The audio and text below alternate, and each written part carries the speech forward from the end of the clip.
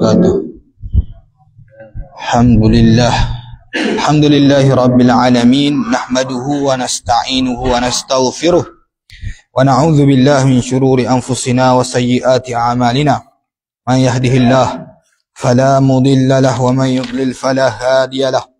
Ashhadu an la ilaha illallah wahdahu la syarika lah wa ashhadu anna Muhammadan 'abduhu wa rasuluh. يا أيها الذين آمنوا اتقوا الله حق تقاته ولا تموتن إلا وأنتم مسلمون. يا أيها الناس اتقوا ربكم الذي خلقكم من نفس واحدة وخلق منها زوجها وبث منهما رجالا كثيرا ونساء واتقوا الله الذي تساءلون به والأرحم إن الله كان عليكم رقيبا. يا أيها الذين آمنوا اتقوا الله وقولوا قولا سديدا يصلح لكم أعمالكم ويغفر لكم ذنوبكم ومن يطع الله ورسوله فقد فاز فوزا عظيما. Alhamdulillah, pertama sekali marilah kita rafakkan setinggi-tinggi kesyukuran terhadap Allah Subhanahu wa taala, kerana Allah Subhanahu wa taala masih lagi memberi kesempatan dan peluang kepada kita untuk duduk dalam majlis ilmu, duduk mendengar kalam Allah, kalam Rasul. Mudah-mudahan dengan mendengar kita boleh mengambil manfaat untuk dibawa dalam kehidupan kita, kerana agama ini bukan hanya untuk didengar tapi untuk diamalkan dalam kehidupan kita, jadi pedoman dalam kehidupan kita. Itulah tujuan Allah SWT telah mengutus Rasul, telah menurunkan Al-Quran, telah menghantar para ulama yang muktabar masuk ke dalam masyarakat dari zaman ke zaman, kerana untuk memastikan diri kita selamat dalam perjalanan untuk menuju kepada Allah. Kita semua ni masing-masing tengah mengumpul bekal, bekal untuk bermusafir dalam perjalanan yang panjang, dalam perjalanan yang jauh untuk menuju kepada Allah Subhanahu Wa Taala. Dan mudah-mudahan dengan bekal-bekal yang kita cari, bekal-bekal yang kita kumpulkan ini, ia bermanfaat untuk kita menyelamatkan diri kita daripada azab Allah. Alhamdulillah, untuk minggu ni kita masih lagi menyambung kisah yang ke-14 ataupun hadis yang ke-14. Kita baca sebelum ni cerita tentang syafaat para anbiya. Syafaat Nabi lah utama sekali, Nabi kita SAW. Baru ni kita berhenti dekat kisah Nabi Nuh, tapi orang panggil tak jijak molek lagi kisah Nabi Nuh ni, sebab ada benda yang penting yang perlu kita belajar daripada kisah Nabi Nuh alaihissalam ni. Minggu lepas saya sebut bagaimana Nabi Nuh alaihissalam dihantar kepada kaum yang mula-mula mensyirikkan Allah. Sebab itulah Nabi Nuh digelar sebagai Rasul yang pertama. Dia datang membawa syariat untuk menghapuskan kesyirikan yang ada pada kaum dia. Bagaimana mula berlakunya syirik, kita sebut minggu lepas.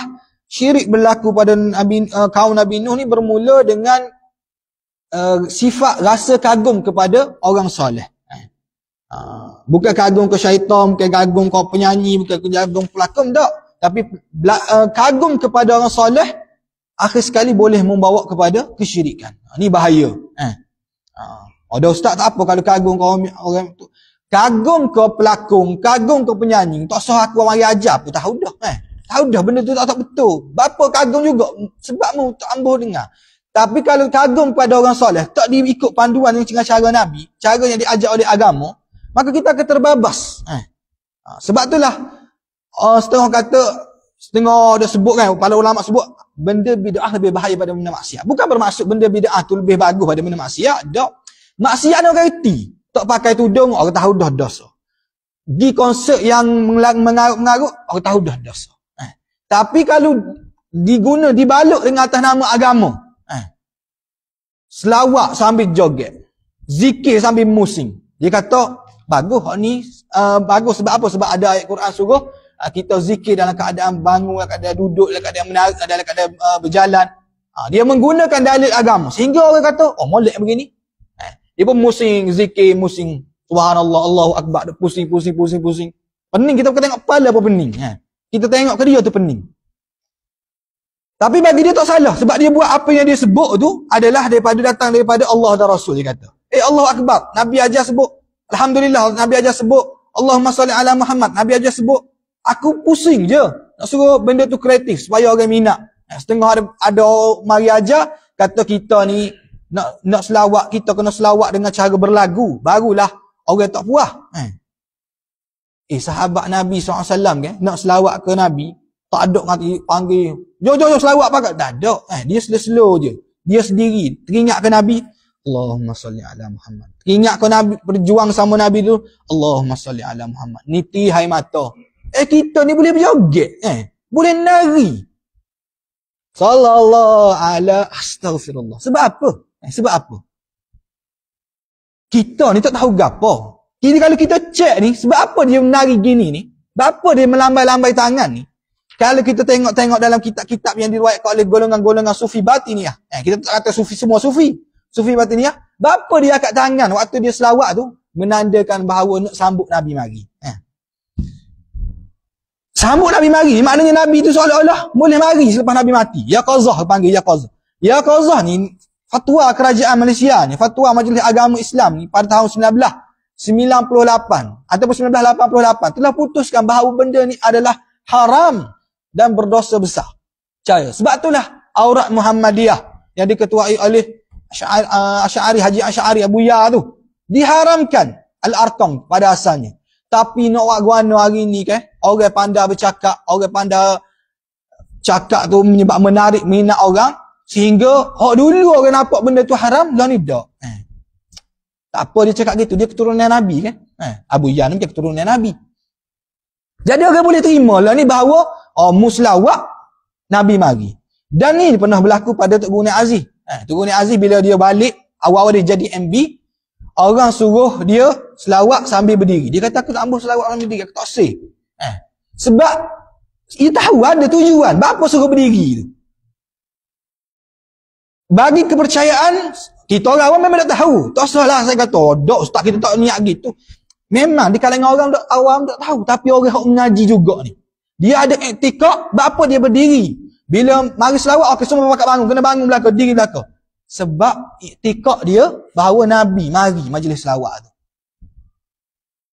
Sedangkan benda ni perlukan kepada pembuktian dalil Al-Quran dan hadis. Ceklah Al-Quran dan hadis, tidak ada asar.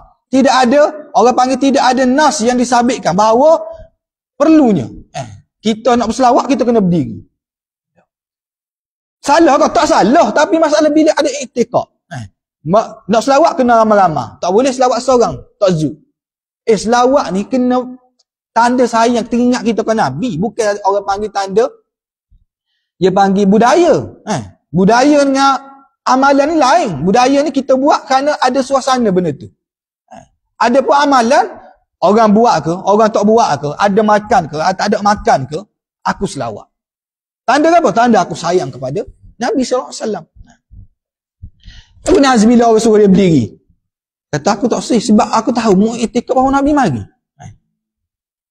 Orang mulalah kata, tuduhan macam-macam pada peringkat awal. Alhamdulillah, dengan berkat orang panggil istiqamah, dengan pendirian dia, rahimahullah ta'ala, Allah SWT jaga dia. Sehingga orang boleh dengar. Daripada mula-mula dia balik mengajar kitab Fiqh Sunnah. Fiqh Sunnah ni kitab yang orang panggil dikarang oleh Syed Sabiq untuk menyatukan umat Islam supaya tak bergaduh. Tapi Tok Guni Aziz Haji hak tu mula-mula dia kena kecam macam-macam. Orang kata macam-macam lah, nak balas, nak pecah masyarakat lah apa semua. Tapi dengan istiqamah dia, tak pedulikan apa orang kata, sampaikan apa yang Allah Ta'ala nak. Kadang Allah Ta'ala nak uji. Mu nak sampaikan apa yang aku suruh ni, adakah ikhlas ke tidak? Bila sampailah kali, orang boleh dengar cakap dia. Bila dia kata gitu, gitulah orang boleh ikut. Walaupun benda tu bercanggah dengan masyarakat. Masyarakat tak suka. Sebab hati manusia ni Allah yang pegang. Kalau kita nak dapat redha manusia, kita akan dapat. Tapi kita tak dapat benda yang mahal, iaitu hidayah. Hidayah ni benda yang mahal. Nak jaga dapat hidayah ni, kita kena jaga sebagaimana Allah Ta'ala nak. Mudah-mudahan Allah Ta'ala jaga kita untuk mendapat hidayah yang begitu berharga daripada Allah Jalla wa'ala. Okay, jadi Nabi Nuh alaihi salam, kaum Nabi Nuh ni, Dia asalnya dia kagum kepada orang soleh. Jadi sebagaimana saya sebut minggu lepas, syaitan ambil peluang itu untuk orang panggil dia ingat kepada orang soleh dengan melukis. Lukis wajah. Dan Islam kan begitu orang panggil cukup menjaga benda syirik ni. Siapa ada bab dalam Islam ni, bab larangan menggantung gambar. Lo ni banyak orang yang gantung gambar. Ada orang nampak ustaz-ustaz pun anjurkan menggantung gambar di rumah. Sedangkan ada hadis yang jelas daripada Nabi SAW. Tak tahu nak tahu lagu mana. Hadis yang diriwayatkan oleh Aisyah radhiyallahu anha.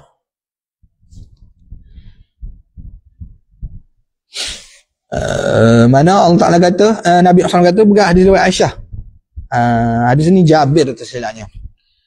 Nabi kata apa? Innal malaikata la tadkhulu baitan fihi kalbun wala suratun.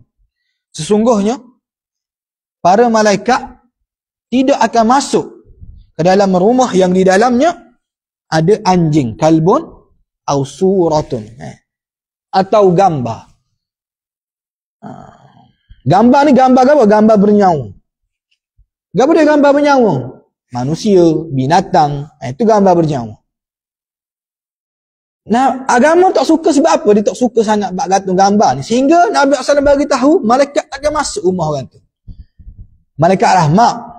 Kalau malaikat pencabut nyawa masuk juga, lama kan, kita tak usah mati dalam rumah ni. Tak gambar. Tak usah malaikat masuk. Masuk Murtullah. Masuk serupa tullah. Yang tak masuknya malaikat rahmat.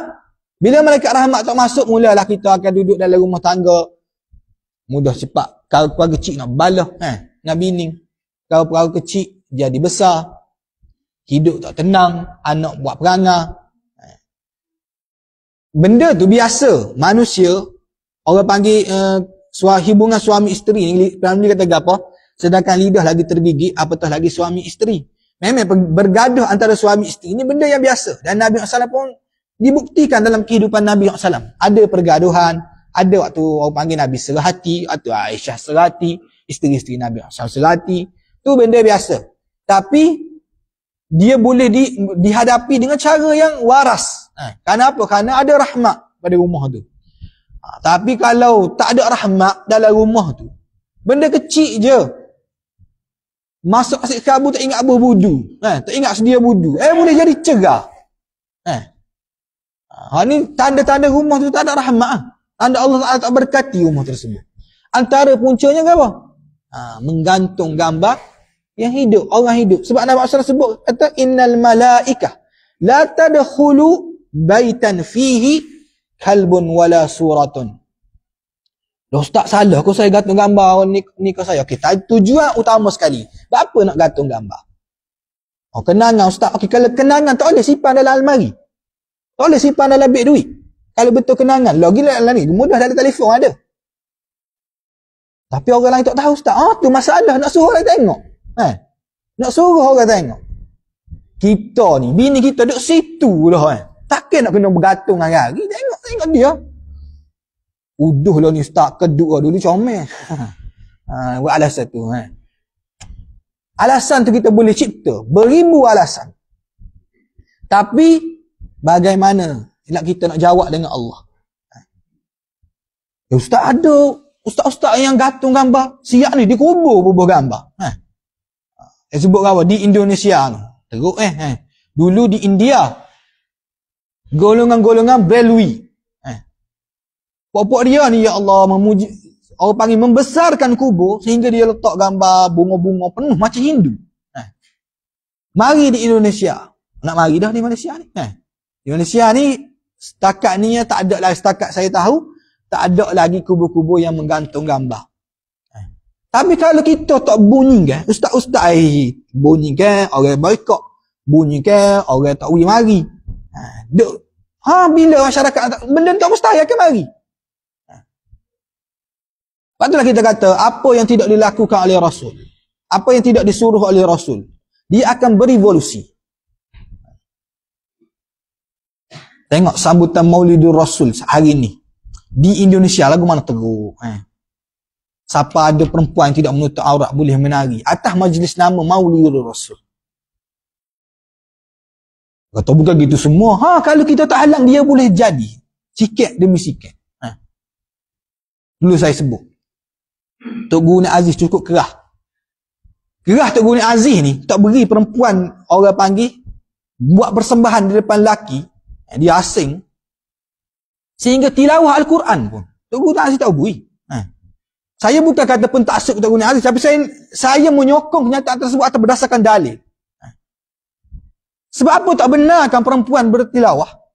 Tilawah Al-Quran. Baca Quran. Tapi oleh kerana dia perempuan, syaitan akan hias. Tengok tu. Wah dia tu. Suara sedap. Comel. Bini orang dah ada lagi. Contoh. Ni orang lelaki ni. Tak usah nipu lah. Tak usah nipu belakang buat kita. Ni kalau tengok puan comel sikit, walaupun dia baca Quran, nafsu mari ada lalu. Saya tahu saya orang lelaki juga. Dia kata, saya ustaz istighfar lalu. Mula-mula boleh nak istighfar. Kalau dah jadi budaya, dah jadi biasa. Waktu Tok Guru Nik Aziz kerah lebat ni. Lepas Tok Guru Nik Aziz tak ada, buka sikit. Perempuan boleh, siap boleh nyanyi lagi depan lelaki. Mari mana ni? Sedangkan Tok Guru pondok kita, kerah dah lebat ni dulu ni. Tapi mari setengah golongan, dia memudahkan. Bolehlah perempuan nyanyi, Arisna ya Rasulullah, depan ramah. Atas alasan, dakwah kan, dia siapa ke dakwah? Tak jadi dakwah, dia jadi maksiat. Sehingga buka pada jalan-jalan yang tidak sepatutnya. Buktinya ada hari ni. 6 September yang lepas. Program yang dihadiri oleh para ustaz, mufti pun mari. Tapi boleh ada bagi pertandingan ataupun persembahan wanita yang tidak menutup aurat di pentas kerajaan negeri. Saya kata, inilah bahananya. Sebab itulah Tok Guru Nik Aziz ni kerah dalam bab ni. Sebab dia tak mahu buka jalan tu. Maaflah cakap. Program-program bawah sekarang pusat-pusat karaoke ni terlalu meluas di Kemaman. Sebab apa? Sebab apa dia boleh jadi meluas? Sebab kita, bila kita buat program, kita sendiri yang kadang-kadang lagu TikTok di TikTok tu, lagu perempuan tu, lagu tu tak ada manfaat apa. Boleh kita pasang dalam program. Pertandingan berlari antara lelaki dan perempuan bercampur. Mana boleh? Puan cara tepat puan, lelaki tepat lelaki. Tak boleh campur. Ikhtilat ni benda yang musibah yang besar. Yang perlu kita jaga. Tiba-tiba bui perempuan berlari track yang sama dengan lelaki. Saya tak kira daripada pihak mana pun. Saya nak tegur, saya akan tegur. Sebab kebenaran ni dia bukan letak pada mana-mana pihak. Kalau kata, jumuk ustaz, orang lain ni, biasa gini. Kalau biasa gini, jadi musibah besar ni. Kok jadi beranak dalam tandah. Kok jadi anak dia letak kedai jual ya. Lagi ni. Kita tak tegas dalam masalah ni. Hingga membuka pada jalan-jalan yang lain. Kata ustaz, kena ra'i. Orang perempuan pun boleh. Perempuan sama perempuan. Kalau nak berforum, kita tak kisah. Kalau berforum apa semua, tak ada. Ni menyanyi. Bahkan kita sebut, Tok Guru Nik Aziz, tilawah Quran pun tidak boleh. Sebab dia takut fitnah. Dan ni terbukti. Bila ada juara tilawah Al-Quran perempuan, yang mana lah ni duduk di bawah naungan intim record. Kok dalam FB kata, Masya Allah bergentar jatuh. Hok jatan. Tak jaga maruah seorang wanita. Kita nak ambil manfaat daripada bacaan Al-Quran tersebut. Bukan nak ambil manfaat daripada qariah yang membaca tu. Ini masalah. Kalau tak ada orang bunyi langsung, orang panggil gapo dia tak kejut. Bila dia kejut, mula dia akan cari dalil, cari gapo betul ke tak. Tak apalah. Buatlah, rekalah alasan apa-apa pun, kita semua akan berdiri di hadapan Allah. Kita semua akan berdiri di hadapan Allah.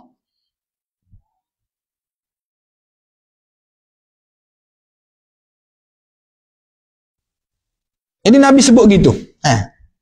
Larangan gantung gambar. Memang ada ulama yang kata boleh gantung gambar ni. Jangan niat nak sembah. Sebab Nabi larang ni atas dasar sembah. Tapi masalah ada dalam hadis yang lain. Nabi SAW pernah balik ke rumah Aisyah. Waktu tu Aisyah gantung lasik yang ada gambar. Gambar tu gambar binatang. Tak silapnya lah. Dalam hadis yang riwayatkan oleh Bukhari. Nabi kata apa? Falamma ra'ahu Rasulullah sallallahu alaihi wasallam talawwan wajhah wa qala ya Aisyah ashaddun nas azaban yaumal qiyamah alladhina yudahuna bi khalqillah. Apabila Rasulullah sallallahu alaihi wasallam melihat langsir itu, wajah baginda berubah kerana tidak suka. Nabi masuk tengok lasih Aisyah gantung. Aisyah bukan dia nak buat hiasan ke, dak dia gantung tutup. Tapi di lasir tu, di kain tu ada gambar. Gambar binatang. Dia gambar dulu kak, melukis ataupun jahit lah. Jadi Nabi pun, muka Nabi berubah. Berubah tu bukan maknanya suka. Berubah tu Nabi muka dah keadaan marah. Soalnya Nabi tak suka benda tu. Nabi benci benda tu. Nabi kata apa kepada Aisyah? Wahai Aisyah, sesungguhnya orang yang paling berat azabnya pada hari kiamat ialah orang yang menyerupai ciptaan Allah. Jadi Aisyah ni, Allah, kalau kita kata, saya bukan niat nak sembah Ustaz. Dah Aisyah tu agak-agak niat nak sembah ke? Aisyah ni isteri Nabi ke? Ummahatul Mukminin. Ibu orang beriman. Ibu kita. Adakah Aisyah tu nak menyembah lasir tu? Jadi sebab itulah, kalau kita nak pegang kata, Ustaz, ada ulama kata boleh. Atas dasar kita buat gantung gambar ni bukan untuk sembah. Untuk kenangan dan sebagainya. Saya sebut apa? Sebab apa ulama agama cukup keras bab ni. Kita kata tadi, punca syiriknya gambar. Awal syirik kepada kaum Nabi Nuh. Sebab tu Nabi tak suka sangat. Saya bawa contoh. Saya buat analogi. Kalau ada kita gantung gambar ayah kita, tanda sayang kepada ayah kita. Doa ada rajin, gantung gambar rajin. Doa dalam semaya ingat pun dok. Tu pelik tu. Dia tanda sayang ni, doa lah sungguh-sungguh, bukan gantung gambar. Dia kata, Ustaz saya doa gantung gambar juga. Okey, tak apa. Gantung gambar.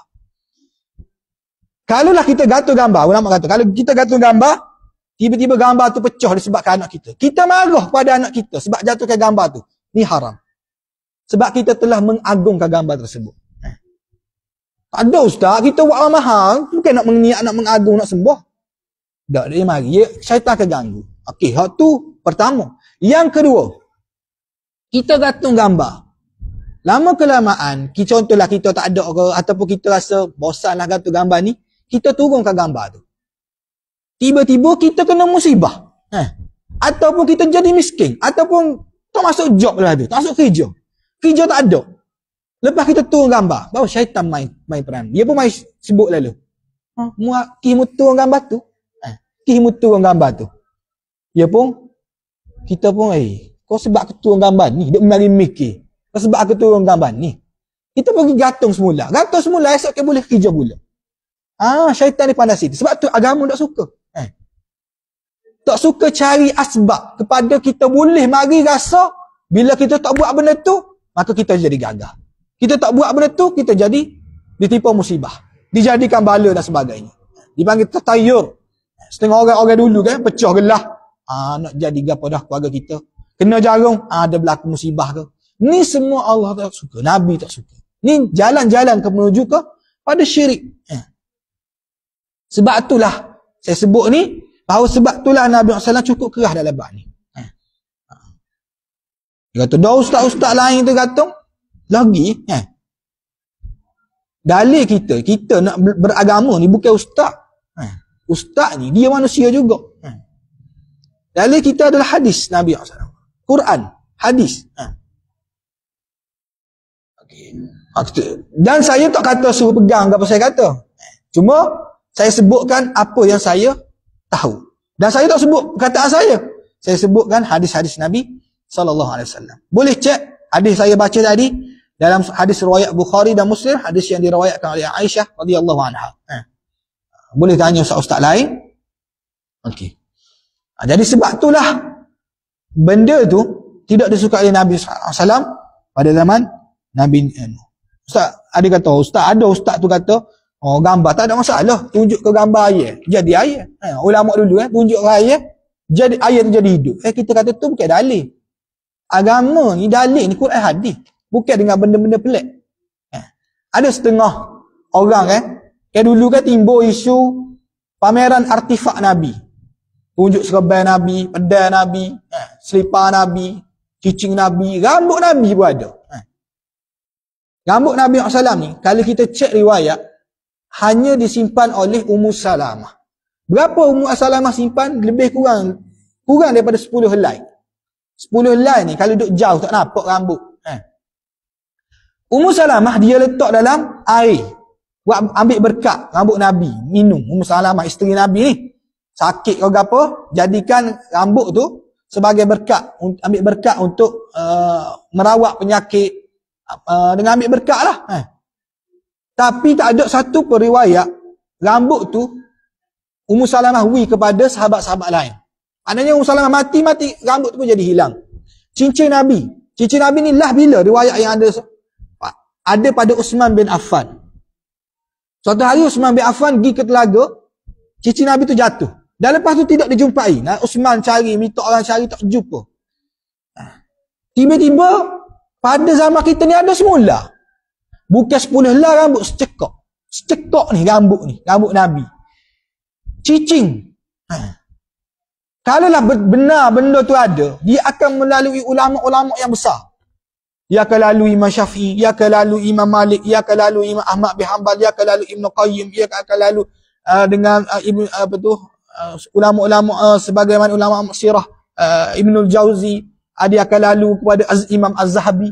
Tapi masalah semua tu tak lalu belakang. Ini ulama ni, Imam Nawawi, dia akan lalu dengan Imam Nawawi. Sebab tu baru peninggalan Nabi. Mestilah masing-masing nak ambil berkat. Tapi tak ada riwayat. Kita tak jumpa riwayat ulama-ulama tu meriwayatkan bahawa ni cincin Nabi, ni selipar Nabi, ni rambut Nabi. Tak ada. Tiba-tiba zaman kita mari ada semula. Buatlah pameran artifak Nabi. Panggillah manusia mari. Buat tiket RM5, RM10, RM1,000 pun kita sanggup bayar, Ustaz. Moga hak Nabi tinggal kan? Sanggup kita bayar. Tapi betul ke hak Nabi? Antara bukti dia kata betul. Seorang ustazah ni, dia kata betul, dia bawa pelajar dia pergi. Dia pegang rambut Nabi tu, dia selawat. Bila selawat rambut tu gerak. Dia kata, betul rambut Nabi sungguh. Ya tak? Betul tak kita agak-agak? Kita selawat, tiba-tiba rambut tu gerak. Bukti ke gitu? Demi Allah, itu bukan bukti. Kalau adalah bukti rambut Nabi gerak, sahabat selawat, mesti rambut Nabi sungguh. Tu guys, ada riwayat. Tapi tak ada, kita tak jumpa. Dia apa dia gerak Ustaz? Sebab tu kita kata, kita jangan beriman dengan benda yang pelik. Benda pelik ni, kalau daripada Quran dan hadis, kita kena percaya. Tapi kalau bukan daripada Quran dan hadis, tak boleh kita pegang. Dah, warna yang boleh gerak tu Ustaz, masa kita selawat. Kita bukan bagi tahu siapa-siapa pun, kita selawat senyap. Dia gerak. Itulah permainan jin. Itulah mainan iblis. Nak suruh kita capai benda tu. Tu jadi matlamat utama. Kita tu mari jauh pergi. Nak tengok kononnya artifak Nabi. Orang ngajar hadis Nabi sebelah rumah tak mari. Jeng. Hak ni lah perlu kita ambil berkah. Hak ni memang betul. Memang ulama mari support daripada hadis ni mari pada Nabi, mari pada sahabat, mari pada tabi'in, mari pada tabi'ut tabi'in, sampailah kepada Imam Bukhari, sampai kepada Imam Ahmad, sampai kepada Imam Muslim, sampai kepada Imam Abu Daud, sampai Imam Tirmizi, Imam Nasa'i. Hak ni confirm. Hak yang tadi tu kita kata tak lalu. Imam Bukhari tak lalu, Imam Malik tak lalu, Imam Ahmad bin Hanbal tak lalu. Tiba-tiba ada zaman kita. Hak dahsyatnya darah Nabi pun ada lagi. Nuh di Sabah tu. Buat majlis selawat, hari ni saya nak minum darah Nabi. Cik dia ajar. Darah banyak mana darah Nabi? Kalau darah Nabi tu ada lagi, daripada zaman Nabi hidup tu, siapa kan ni? Ulama lama dah minum, tak ada komung. Sebagaimana sahabat bila nak suruh Nabi suruh buang darah bekam, dia kata, tak tergamak nak buang darah Nabi. Dia minum. Nabi kata, darah yang bercampur dengan darah aku tidak akan disentuh lapian neraka. Tapi Nabi tak kata, sesungguhnya darah aku akan berkekalan sampai akhir zaman. Nabi tak kata. Jadi tolong, kita jadi orang yang cerdik dalam beragama. Jangan kata artifak. Dan memang terbukti. Bila di Kelantan, buat di Kelantan, di satu pondok ustaz tu, ustaz tu, kalau dia ceramah, 1000 tengok. Saya mungkin nak balas dengan orang, kalau saya sebut, memang balas. Ramai-ramai minat. Ibu ayah sini tak tahu minat dia. Dia buat di pondok dia. Artifak Nabi, Majlis Agama Islam Sita. Hari tak siapa, 5 hari dia buat. Hari kedua atau hari ketiga. Majlis Agama Islam Sita. Sebab siji tu nipu. Tapi orang kita, ya Allah, percaya. Sebab apa? Sebab kita cari pada benda yang Nabi tak suruh cari. Nabi suruh apa? Alaikum bisunnati wa sunnatil khulafa'ir rasyidin al-mahdi. Nabi kata, aku tak tinggal kepadamu. Semuanya para anbiya, dia tidak tinggal dinar, dirham. Tak tinggal benda tu semua. Mereka tinggal apa? Alkitab was sunnah. Quran dengan sunnah. Ni Nabi tinggal. Ni kita kena kutip. Ni peninggalan Nabi yang berharga.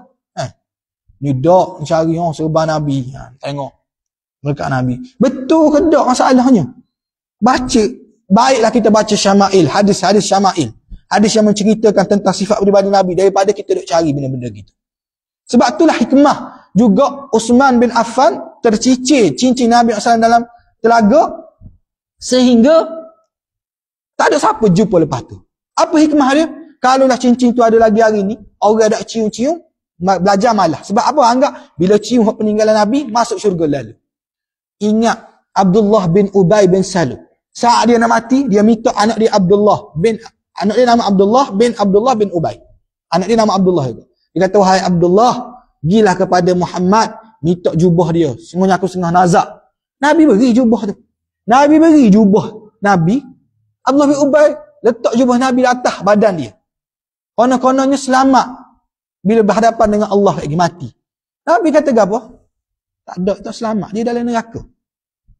Bahkan Nabi ni nak pergi semaya jenazah Abdullah bin Ubay. Mari Umar radhiyallahu anhu sekak. Rasulullah, dia ni bapa munafik. Mu sebut dia bapa munafik. Bapa mu nak solat dia. Asalnya Nabi nak semayang, tapi mari wahyu sekak. Jangan semayang kepada Abdullah bin Ubay.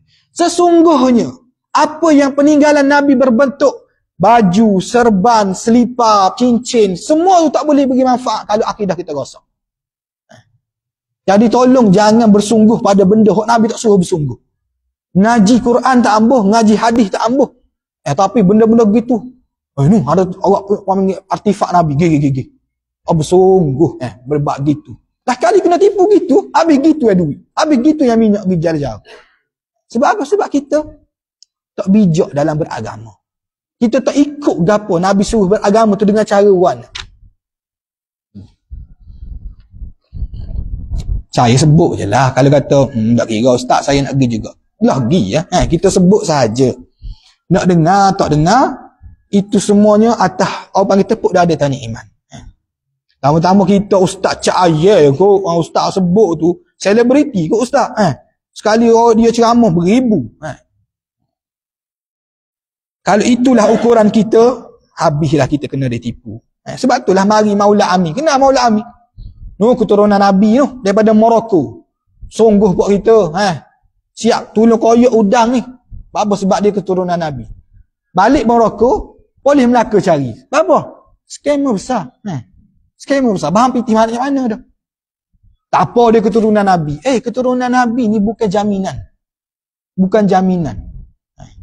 Kita kena sayang, hormat kepada keturunan Nabi. Tapi bila dia tak buat apa yang Nabi suruh, tak kena ikut. Nabi kata apa? Dalam hadis As-Sarra, Nabi kata fitnah As-Sarra. Nabi kata dekat-dekat dengan kiamat ni akan ada berlaku 3 fitnah. Sebelum Dajjal muncul. Fitnah, mula-mula fitnah Al-Halas. Al-Halas, fitnah apa? Fitnah Al-Halas, fitnah peperangan kepada umat Islam. Yang Nabi kata fitnah ni sukar untuk dicabutkan. Bermula jatuhnya khilafah 1924. Palestin diserang. Lepas tu mari di Syria, mari di Yaman, mari di Lebanon, mari di Qatar, pergi ke Myanmar, pergi ke China, tempat orang Islam di China tu. Apa bangsa apa Uyghur. Nak sebut tak erti. Rohingya di Myanmar. Selatan Thailand.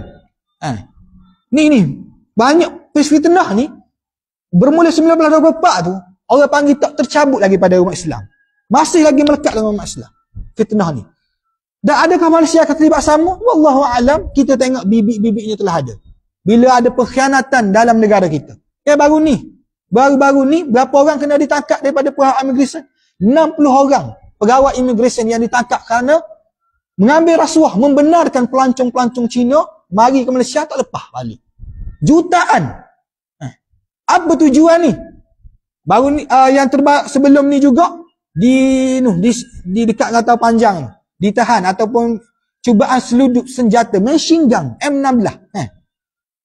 Kalau gangster pakai ni pistol je biasa.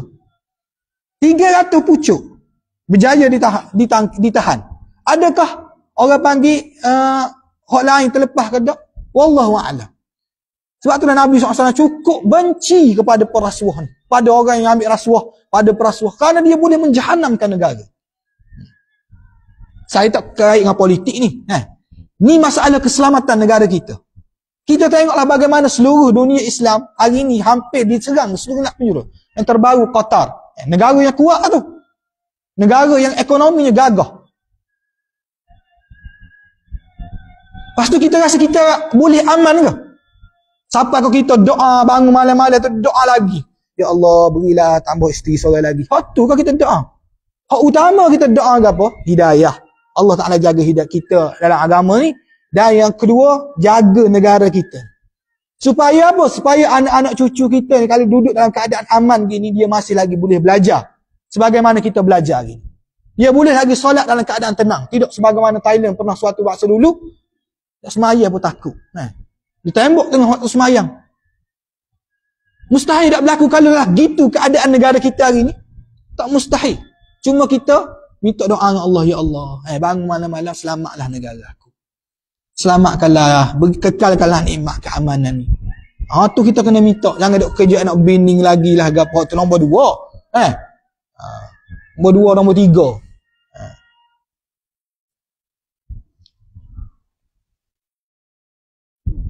Kalau lebih teruk bangun malam-malam doa. Ya Allah, biarlah Manchester United menang malam ni. Oh, berat tu. Berat sangat tu. Doa lalu siapa suruh Manchester United menang bangun susah bangun malam, doa suruh Manchester United menang.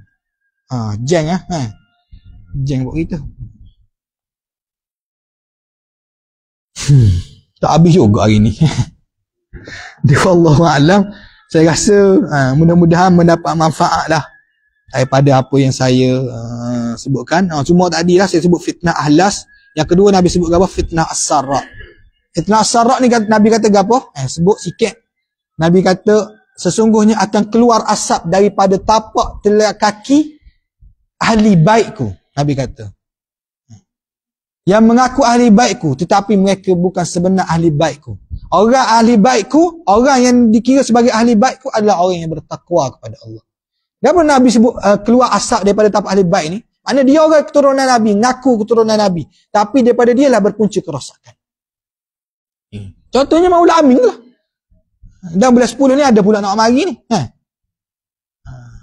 Nak Mari ni seorang keturunan Nabi yang kita tengok apa yang dia buat tak sampai dengan Nabi. Pernah suatu hari, dalam YouTube boleh tengok bagaimana dia nampak Nabi mari. Gitu mata dia. Tengok Nabi mari. Cerita kata dah kan, fatwa Malaysia tahun 1988 telah gazetkan bahawa melihat Nabi secara jaga adalah penipuan dan ia adalah orang yang mendakwa tersebut ada berdosa besar. Dia tengok, mungkin dia tengok jin mari, tengok syaitan mari. Sebab syaitan ni dia boleh menipu dia sebagai Nabi. Dia tak boleh menyerupai Nabi, tapi dia boleh menipu. Kawal lah Nabi. Dia pun kata kawal tengok Nabi sungguh malah. Kawal tengok Nabi sungguh. Padahal tu syaitan.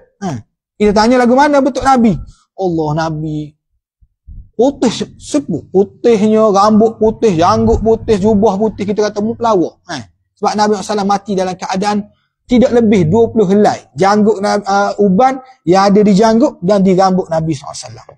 Jadi kita jangan mudah tertipu. Tambah tertipu mana? Ikutlah apa yang ada dalam Quran dan hadis berdasarkan ulama-ulama yang muktabar. Ulama-ulama muktabar siapa dia? Imam Syafi'i, Imam Maliki, Imam Abu Hanifah, Imam Malik dan sebagainya. Ulama-ulama yang dikenali. Ni ulama sebut nama kita tak pernah dengar. Ja'far As-Sadiq. Mari ulama Syiah terus mari. Kita pun Allah kata ulama ada sebut ulama. Ulama mana? Mari nak sebut, nak tengok buku atau kitab yang berkata kitab ulama tu. Mari nak tengok. Lah kali tak ada juga. Lah kali demo puak tu. Tu lah alasan sekali nak tutup mulut. Masyarakat pun tengok boleh dengar puak tu. Dia tak tengok gapo ustaz bagi tahu ni daripada Quran ke daripada hadis ke, tak tengok. Tapi kerana dia keturunan Nabi, orang pun dengar cakap dia, ikut cakap dia. maka gitulah kita ditipu. Jadi wallahu a'lam, apa yang baik tu datang daripada Allah, yang lemah tu daripada saya sendiri. Mudah-mudahan ada manfaat untuk diri kita dan semua umat untuk kita sampaikan apa yang kita dapat ini kepada umat jika kita rasa itu adalah benda yang baik, benda yang benar daripada Allah dan Rasul. Aku qouli hadza astaghfirullahal azim li wa lakum. Assalamualaikum warahmatullahi wabarakatuh.